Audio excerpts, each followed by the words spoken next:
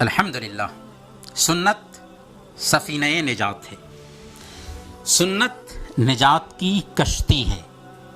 امام حروی رحمۃ اللہ علیہ ذم الکلام میں لکھتے ہیں، امام مالک بن انس رحمہ اللہ نے فرمایا، السنت سفینۃ نوح من رکبها نجا ومن تخلف عنها غرق۔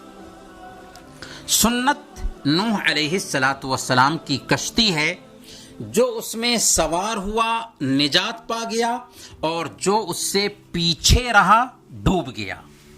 جی ہاں، سنت نجات کی کشتی ہے۔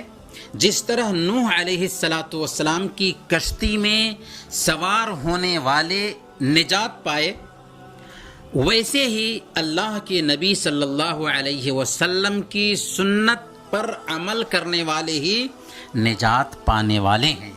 اللہ کے نبی صلی اللہ علیہ وسلم کی سنت کے خلاف عمل کرنے کا نام بدعت ہے، اور بدعت کا انجام گمراہی، ہلاکت اور تباہی ہے۔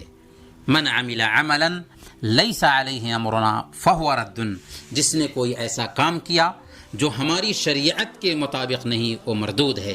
اللہ ہمیں بدعت سے بچائے اور سنت کا رسیہ بنائے، آمین۔ وصلی اللہ علی نبینا محمد وعلی آلہ وصحبہ اجمعین۔